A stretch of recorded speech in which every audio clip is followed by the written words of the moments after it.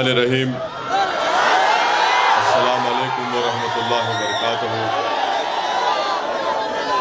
मोहतरम जनाब अख्तर ईमान साहब, रुकन असम्बली MLA,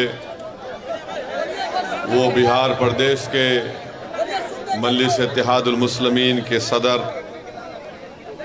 इंजीनियर आफ्ताब आलम साहब, जो बिहार प्रदेश के मजलिस इत्तेहादुल मुस्लिमीन के जनरल सेक्रेटरी हैं, मोहतरम जनाब आदिल साहब, जो यूथ मजलिस के बिहार के सदर हैं, हमारी बहन मोहतरमा प्रियंका साहिबा, जो काराकाट से MIM पार्टी के उम्मीदवार हैं, हमारे भाई मोहतरम जनाब ददन पहलवान साहब, जो साबिक़ा मंत्री भी हैं और मजलिस इत्तेहादुल मुस्लिमीन बक्सर के कैंडिडेट हैं, उम्मीदवार हैं।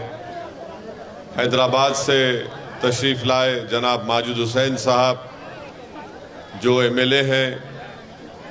मेरे मजलिस पार्टी के तमाम रुफ़क़ा, मोअज़्ज़िज़ हाज़रीन कराम, इज़्ज़तदार माँ और बहनों, गयूर नौजवान साथियों, मैं आपके सामने इस बात की गुजारिश करने के लिए खड़ा हूँ कि मजलिस इत्तेहादुल मुस्लिमीन ने हमारी बहन मोहतरमा प्रियंका साहिबा को, जो ज़िला अध्यक्ष भी हैं, वो काराकाट से MIM पार्टी के उम्मीदवार हैं, और मैं आपको बता रहा हूँ कि इनकी कामयाबी ये सिर्फ पतंग छाप की कामयाबी नहीं होगी, बल्कि ये सही मानों में सामाजिक न्याय की और सेकुलरिज्म की कामयाबी होगी। आप जानते हैं कि हर सियासी पार्टी ने महादलित का नाम लेकर आवाम को धोखा दिया, समाजवाद के नाम पर मुसलमानों को धोखा दिया, कभी हिंदू एकता और सामाजिक न्याय की बातें करने वाले ये तमाम सियासी पार्टियों ने सिर्फ आपका वोट हासिल किया। और आज जब यहाँ से हमारी बहन इलेक्शन लड़ रही है, तो हम पर इल्ज़ाम लगाया जा रहा है कि हम वोट काटने के लिए आ रहे हैं। मेरा उनसे एक ही सवाल है कि आपने क्या किया काराकाट के इस पार्लियामेंट क्षेत्र के लिए। और आप जानते हैं कि जितने हमारी बहन के खिलाफ कैंडिडेट हैं, उनका एक का भी ताल्लुक़ काराकाट से नहीं है। बाहर से आकर मुकाबला कर रहे हैं और इल्ज़ाम मजलिस इत्तेहादुल मुस्लिमीन पर लगा रहे हैं। आप लोग इस बात से जानते हैं कि नबी नगर में एक पार्किंग के मसले के ऊपर 4 मुसलमान नौजवानों को मारा पीटा गया। यहाँ पर सोन नदी है और कोई बराबर ब्रिज नहीं है। अभी हमारे भाई बता रहे थे कि पाली का ब्रिज टूट गया। जितने इस पार्लियामेंट कॉन्स्टिट्यूंसी में ब्रिज हैं, वो नीतीश कुमार की तरह है कि कब गिर जाए पता नहीं चलता। फिर इस काराकाट में कालीन की, यहाँ पर कालीन बनाते थे, आज वो काम ख़त्म होकर रह गया। अब राजद के और BJP के लोग कह रहे हैं कि काराकाट के नौजवानों, तुम कालीन बिछाओ, यादव जी के लिए, मोदी जी के लिए और नीतीश जी के लिए। यहाँ पर यह कारोबार ख़त्म होकर रह गया। फैक्ट्री थी देहरी विधानसभा में, सिर्फ कागज़ पर फैक्ट्री है, मगर ज़मीन पर कुछ नहीं आता। इंद्रापुरी डैम है, यहाँ से पानी सप्लाई होता है पूरे प्रदेश को, मगर काराकाट की आवाम को पानी नहीं मिलता।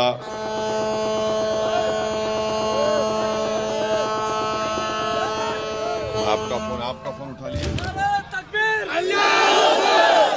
यहाँ पर बंसारा गांव है, जनता को पानी नहीं मिलता। गांव में मंडी नहीं है, कोई विकास का काम नहीं हुआ। हाँ, बालू माफिया का विकास हुआ, मगर यहाँ की गरीब जनता का कोई विकास नहीं किया।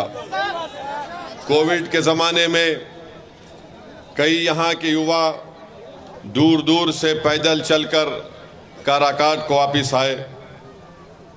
ट्रेन बसेस नहीं थी, और जब कोविड की दूसरी वेव हुई, अस्पताल नहीं था। ऐसे वक्त पर हमारी बहन प्रियंका ने अपने घर को अस्पताल में तब्दील किया। आप बताइए, आज जो हमारी बहन के खिलाफ जितने कैंडिडेट हैं, क्या वो आपको कोविड के दौरान नज़र आए? नज़र नहीं आए। तो मेरे अजीज़ दोस्तों और बुज़ुर्गों, हम आपसे अपील कर रहे हैं कि 1 तारीख के दिन आप काराकाट से हमारी बहन प्रियंका को, जो मल्ला समाज से उनका ताल्लुक़ है, उनको कामयाब करिए। यही सामाजिक न्याय की कामयाबी होगी। और ददन पहलवान साहब जो बक्सर से MIM पार्टी के उम्मीदवार हैं, उनको भी कामयाब करिए। आपको हम यही बताना चाहते हैं कि दालमिया की फैक्ट्री बंद है, सिंचाई का कोई काम नहीं है, ट्रेन के कोई कनेक्टिविटी नहीं है, महिलाओं के लिए कॉलेज नहीं है, रोड नहीं है। अगर आप एक अच्छा फैसला लेंगे तो यकीनन इंशाअल्लाह ताला यहाँ से जब हमारी बहन कामयाब होकर जाएगी, आपके बहुत से मसाइल का हल निकलेगा, विकास होगा। बल्कि मैं आपको खुशखबरी सुना रहा हूँ कि आज शिवहर में, उस कॉन्स्टिट्यूंसी शिवहर है ना, जहाँ पर हमारे उम्मीदवार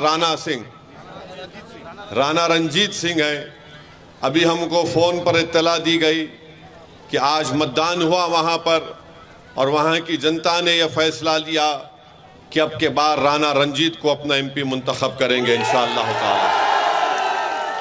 किशनगंज की आवाम ने मुत्तहदा तौर पर एक होकर अख्तरुल ईमान साहब को कामयाब करने का फैसला कर लिया। और इंशाअल्लाह ताला जब 4 तारीख को नतीजा आएंगे तो आप देखेंगे कि असदुद्दीन ओवैसी के साथ पार्लियामेंट में ददन पहलवान भी जाएंगे, राणा रंजीत भी जाएगा, हमारी बहन प्रियंका भी जाएंगी, और इंशाअल्लाह ताला औरंगाबाद से इम्तियाज जलील साहब भी हमारे साथ जाएंगे। किशनगंज में 26 अप्रैल को मतदान का दिन था, तो इतनी तकलीफ लालू यादव को हो गई कि मतदान के दिन लालू यादव को मालूम हो गया कि अब पूरे किशनगंज में पतंग छाप पर वोट लगने वाला है। तो बेहिसी के आलम में, परेशानी के आलम में लालू ने मतदान के दिन एक वीडियो बनाया, और वीडियो में लालू यादव ने कहा कि ओवैसी को वोट मत दो, ये वोट काटेगा, तुम किसी और जावेद को वोट, अपना वोट दे दो। लालू जी, हम आपको बताना चाह रहे हैं कि आपने बरसों MY का नाम लेकर सबकी आंखों में धूल झोंका। लालू जी, हम आपको बताना चाह रहे हैं कि आपने MY का नाम लेकर आपने सत्ता तो हासिल कर लिया, आप बरसों मुख्यमंत्री बने, फिर आपने अपनी पत्नी को मुख्यमंत्री बनाया, उसके बाद आपने अपने दोनों बेटों को विधायक बनाया, अपनी बेटी को आपने मेंबर ऑफ पार्लियामेंट बनाया, फिर आपने अपने एक दामाद को जो उत्तर प्रदेश के हैं उनको आपने सांसद बनाया। लालू जी, आपका दिल कब भरेगा बताइए। यानी आप मुख्यमंत्री बरसों, राबड़ी देवी मुख्यमंत्री बरसों तक रही, अब आपके दोनों बेटे विधायक बने, एक डिप्टी चीफ मिनिस्टर बन गए, अपनी बेटी को आपने राज्यसभा भी जा दिया। मगर लालू जी को एक बात बड़ी तकलीफ देती है कि उत्तर प्रदेश का अल्पसंख्यक समाज का मुसलमान अब राजद की लीडरशिप को कबूल करने तैयार नहीं है। वो ये तय कर चुका है कि लालू यादव और उनका परिवार ने MY के नाम पर एक समीकरण सिर्फ जबानी तौर पर लालू ने बनाया और सिर्फ मुसलमानों के वोट को हासिल किया और उसके बाद सिर्फ सत्ता उनके बेटों को या उनकी बेटी को दे दिया गया। अभी भी वही ड्रामा हो रहा है। मगर जब से MIM पार्टी आई है, इनके दिमाग अपनी जगह पर आ चुके हैं। इसीलिए आज आप देखते हैं कि कल तक तेजस्वी यादव के मंच पर कोई मुसलमान नजर नहीं आता था, मगर जब से मजलिस पार्टी को आपने अपना माना और मजलिस पार्टी को आपने अपनी जमात को समझा, तब से तेजस्वी यादव को बड़ी मजबूरी के साथ एक दो मुसलमानों को अपने मंच पर बिठाते हैं, पीछे बिठाते हैं, सामने बिठाते नहीं हैं। मगर इंशाअल्लाह ताला इस पार्लियामेंट के चुनाव के बाद इनको पता चल जाएगा। मेरी इज्जतदार माँ और बहनों से मैं अपील करना चाह रहा हूँ कि यकीनन हमारी भी कोशिश यही है कि तीसरी मर्तबा देश का वजीर आजम प्रधानमंत्री नरेंद्र मोदी ना बने, और इसके लिए हम कोशिश कर रहे हैं। अब आप बताइए, अख्तरुल ईमान जब अपना इलेक्शन किशनगंज का लड़ रहे थे, जहां पर राजद का उम्मीदवार नहीं था, तो आखिर क्या परेशानी हो गई लालू को कि उन्होंने मतदान के दिन वीडियो बनाया और ये कह दिया कि ओवैसी वोट काटने आया है। ये एक बात सामने आ गई कि लालू नफरत करते हैं, राजद नफरत करती है, तेजस्वी नफरत करता है। वो नहीं चाहते कि अल्पसंख्यक समाज मुसलमानों की एक सियासी लीडरशिप पैदा हो जाए। मैं आपसे ये अपील करने आया हूं मेरे भाइयों बहनों, गयूर नौजवानों, याद रखो, तुम सिर्फ वोट डालने वाले बनोगे तो फिर हमको गुलामी करना पड़ेगा। अगर आप वोट लेने वाले बनेंगे तो आप इंशाअल्लाह ताला अपनी लीडरशिप को बनाएंगे। लोग आपके पास आकर अपनी तकलीफ को बयान करेंगे, आपके पास लोग आकर आपसे कहेंगे कि हमसे इंसाफ करो। आपने बरसों साथ दिया, कभी कांग्रेस का तो कभी राजद का तो फिर कभी नीतीश कुमार का। आज मजलिस इत्तेहादुल मुस्लिमीन एक मुतबादिल और एक ताकतवर विकल्प बनकर बिहार में उभरी है। मेरी आपसे दबन गुजारिश है कि आप अपना एक एक वोट 1 तारीख के दिन पतंग छाप के निशान पर बटन दबाइए। और हम आपसे वादा कर रहे हैं कि इंशाअल्लाह ताला अगर दिल्ली में ज़रूरत पड़ेगी, भारत की जनता ऐसा फैसला देगी कि तीसरी मर्तबा इस देश का प्रधानमंत्री नरेंद्र मोदी ना बने, मैं आपको बता रहा हूं, वादा कर रहा हूं कि MIM पार्टी यकीनन पूरी कोशिश करके किसी ऐसे शख्स को इस देश का प्रधानमंत्री बनाएगी जिसका ताल्लुक बीजेपी से और नरेंद्र मोदी से ना हो। हम इसका आपसे वादा कर रहे हैं। मगर याद रखिए इसका ये मतलब नहीं है कि हम इनकी गुलामी करते रहेंगे। मैं लालू यादव और उनके परिवार को अपना नेता नहीं मानता। इसलिए नहीं मानता हूं क्योंकि मेरा मानना यह है कि आप में उनसे ज्यादा काबिलियत है, मेरा मानना यह है कि आप में उनसे ज्यादा ताकत है, मेरा मानना यह है कि आप उनसे ज्यादा नंबर में हैं, मेरा मानना यह है कि आपकी आबादी में उनसे ज्यादा हक है। तो जब आप हर एतबार से आगे हैं, आप कब तक इनके पीछे भागेंगे? आप बताइए कि राजद ने 22 लोगों को टिकट दिया, जिसमें से सिर्फ 2 मुसलमान हैं, बल्कि 32 टिकट राजद ने अपने 22 माले और CPI के लोगों को दिया है, उसमें सिर्फ 2 मुसलमान हैं।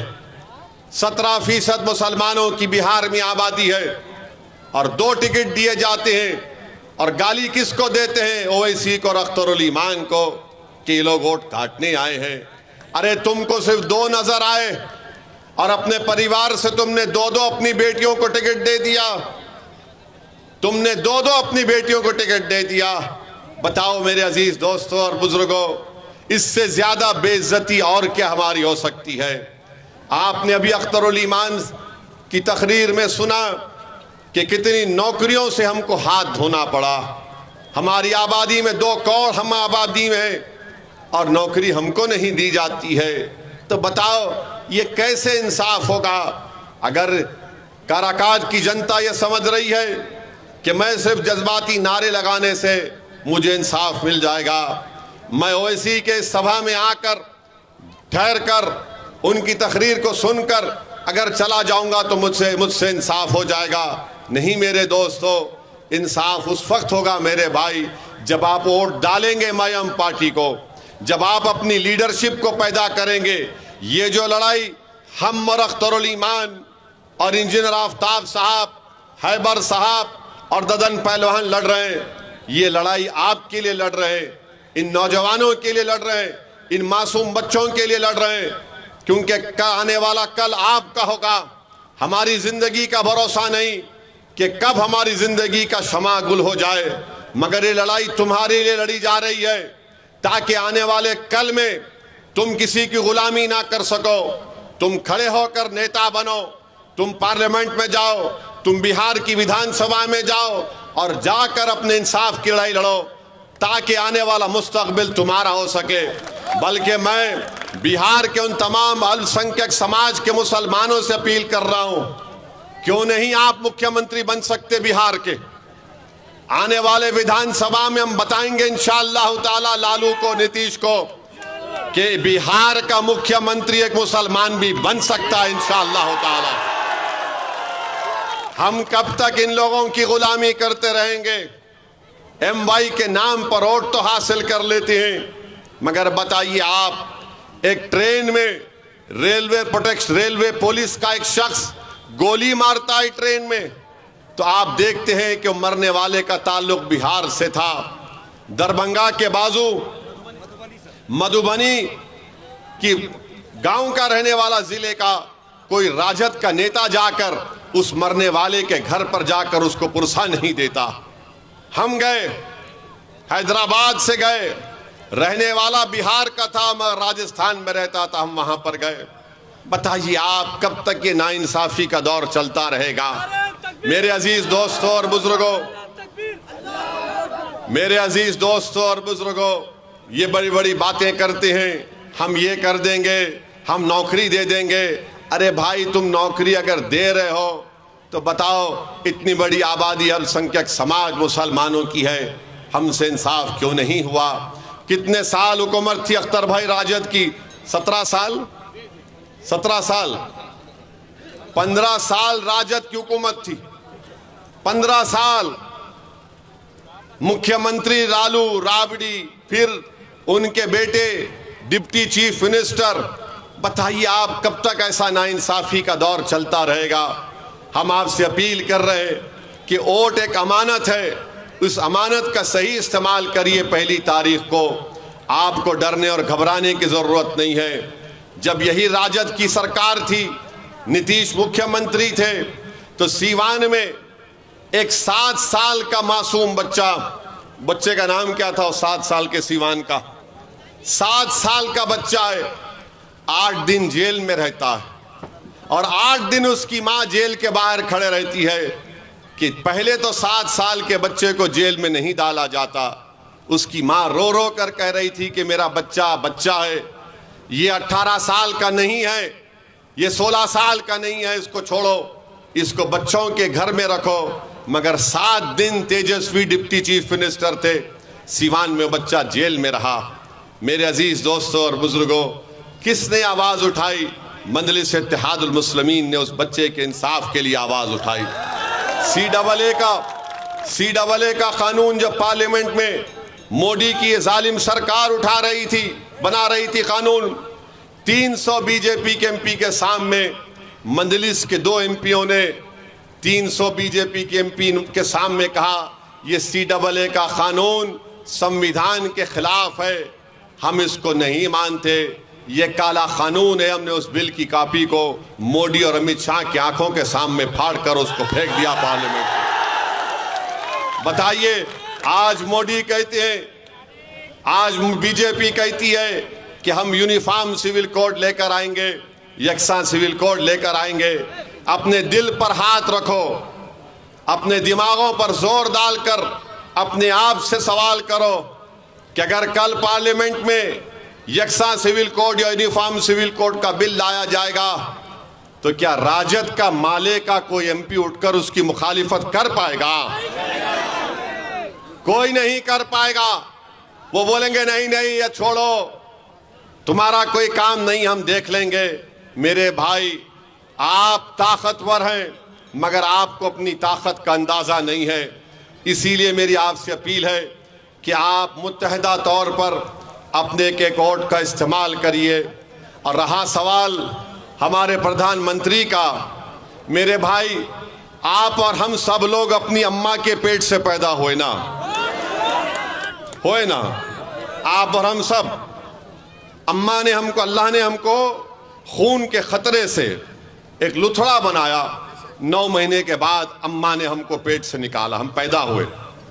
ये वाहिद शख्स है प्रधानमंत्री जो कह रहा है कि मैं बायोलॉजिकली पैदा नहीं हुआ। ना हंसने की बात नहीं है, उन्होंने कहा ये बात को, उन्होंने कहा इस बात को कि मैं बायोलॉजिकली पैदा नहीं हुआ। अब आप बताइए, 130 करोड़ जनता का प्रधानमंत्री है और संविधान की दफा 51 ये कहता है कि भारत के नागरिकों को अपने आप में एक साइंटिफिक टेम्परामेंट पैदा करना चाहिए, यानी एक साइंटिफिक सोच पैदा करनी चाहिए। प्रधानमंत्री कहते हैं कि मैं बायोलॉजिकली पैदा नहीं हुआ। सुनिए, अभी आपको समझाना चाह रहे हैं। 2014 में जब आए थे तो कहा था अच्छे दिन लेकर आऊंगा, कहा था ना। फिर कहा था कि भाइयों बहनों 15 लाख डालूंगा। फिर कहा था 2 करोड़ नौकरी दूंगा हर साल। 2014 हो गया, 2019 शुरू हुआ तो मोदी ने कहा मैं आपका चौकीदार, कहा था ना, मैं आपका चौकीदार हूं। फिर चुनाव हो गया तो कहा मैं आपका सेवक हूं, फिर कहा सेवक हूं। अब 24 आ गया तो कह रहे हैं कि मैं बायोलॉजिकली नहीं पैदा हुआ। अब मोदी ये कह रहे हैं कि मुझे खुदा ने, शक्ति ने किसी मकसद के लिए पैदा किया है। अब वो दिन दूर नहीं है कि नरेंद्र मोदी कह देंगे कि मैं ही सब कुछ हूं, मेरी पूजा करो। आप बताइए, नरेंद्र मोदी अगर ये कह रहे हैं कि ऊपर वाला एक शक्ति, एक मकसद के तहत उनको यहां पर पैदा किया है। मोदी जी, जब कोविड के 2 वेव हुए तो बिहार के नौजवान जो मुंबई से, दिल्ली से, हैदराबाद से, बेंगलुरु से पैदल चलकर आ रहे थे, तो क्या इसीलिए ऊपर वाले ने आपको प्रधानमंत्री बनाया था कि उनको तकलीफ पहुंचाए जाए? बताओ मोदी, जब आप कह रहे हैं कि आपको ऊपर वाले ने काम के लिए रख दिया तो आपने पूरे देश को बंद कर दिया।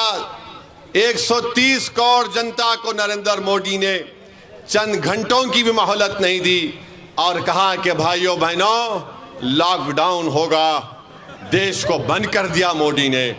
और मोदी कहते हैं कि मैं एक शक्ति है, मुझे किस खास काम के लिए भारत में यहां पर काम करने के लिए रखा गया। मोदी जी, आप अहंकार का शिकार हो चुके हैं, आप गुरूर में डूब कर बोल रहे हैं। याद रखो, भारत एक देश है और देश बड़ा है। नरेंद्र मोदी, तुम देश से बड़े कभी थे ना कभी रहोगे इंशाअल्लाह ताला। मोदी जैसे 56 लोग आके चले जाएंगे मगर भारत रहेगा इंशाअल्लाह ताला। भारत किसी एक शख्स का मोहताज कभी नहीं था। नेहरू आए, प्रधानमंत्री बने तो नेहरू ने देश परेशान नहीं किया, देश की जनता ने नेहरू परेशान किया, उनको प्रधानमंत्री बनाया। इंदिरा गांधी प्रधानमंत्री बनी तो इंदिरा गांधी ने देश परेशान नहीं किया, इन देश के गरीबों ने उनको प्रधानमंत्री बनाया था। राजीव गांधी बने, सब बने, मोदी भी बने तो देश के गरीबों ने उनको प्रधानमंत्री बनाया। अब मोदी ये समझने लगे हैं कि मैं हूं तो भारत है, मैं नहीं है तो भारत नहीं है। मोदी जी, आप गलतफहमी का शिकार हैं। भारत बहुत बड़ा है। और मोदी जी, एक बात को सुन लीजिए, ये जमीन व आसमान को बनाने वाला खुदा है। आसमान, ये जो आसमान है मोदी जी, इसको जो शामियाना बनाने वाले का नाम खुदा है। बारिश को बरसाने वाला खुदा है, खाना खिलाने वाला खुदा है, सारी मखलूक को पैदा करने वाला खुदा है। मोदी जी, आप और हम सिर्फ एक खिलौना है खुदा के सामने। तो आप ज्यादा अहंकार में डूबकर जो मोदी जी बातें कर रहे हैं, आज उनका भाषण सुनिए आप। बिहार में मोदी, बल्कि यहीं पर काराकाट में मोदी जी ने कह दिया कि आप प्रधानमंत्री की जबान से, मोदी ने कहा कि मुजरा निकल गया। एक वजीर आजम मुजरा बोलेगा अपनी जबान से? मोदी जी, आप कैसे इस तरह की जबान इस्तेमाल कर रहे हैं? मुजरा कहते हैं, मुजरा ना हो रहा है, नाच हो रहा है। देश के प्रधानमंत्री हैं आप, 130 करोड़ जनता के प्रधानमंत्री हैं, कुछ तो मर्यादा रखिए। आप वजीर आजम प्रधानमंत्री रहकर मुजरा कहेंगे? फिर महिलाओं का सम्मान आप कैसे करेंगे मोदी जी, बताइए आप। और देश का प्रधानमंत्री कहता है कि भारत के मुसलमान घुसपैठी हैं। मोदी जी, हम घुसपैठी नहीं है। याद रखो मोदी जी, जब देश की आजादी की लड़ाई बिहार में लड़ी जा रही थी उस वक्त, तो लड़ने वाले आरएसएस के लोग नहीं थे, चड्डी पहनकर फिरने वाले। लड़ने वाले हमारे बुजुर्ग थे, जो जेल की सजाओं को भुगते, अंग्रेजों की लाठियां अपने सर पर खाई, अपना सब कुछ कुर्बान किया, और आज हमको घुसपैठी कहती है। मोदी जी कहते हैं कि मुस्लिम महिला ज्यादा बच्चे पैदा करती है। मोदी जी, झूठ है ये। आपकी सरकार का डेटा कहता है कि मुस्लिम महिलाओं का TFR rate, total fertility rate, बहुत ज्यादा, सबसे ज्यादा गिरा है। और देश के प्रधानमंत्री को हम कहना चाह रहे हैं कि आप जब तक जिंदा रहेंगे और जब तक दुनिया रहेगी, आपने जो हमारी बेइज्जती की और ये कहा कि हिंदू बहनों के गले से मंगलसूत्र निकालकर मुसलमानों को दे दिया जाएगा। मोदी जी, अगर इस देश में अगर कोई हिंदू बहनों के मंगलसूत्र की हिफाजत करने के लिए अगर जान के नजराने अगर कोई देता आया और देता रहेगा तो मुसलमान है। हम किसी बहन के गले से उतरा मंगलसूत्र लेने वाले नहीं है। मोदी जी, क्या हमारी गीरत नहीं है? क्या हम में हमियत नहीं है? कि हम में इज्जत नफ्स नहीं है? कि कैसे तुमने हमारी बेइज्जती करने के लिए इस तरह की बकवास की? देश की जनता देख रही है, देश का वो तमाम नौजवान देख रहा है कि देश का प्रधानमंत्री क्या क्या बोले जा रहे हैं, और बार बार बोल रहे हैं कि मैं आरक्षण ले लूंगा।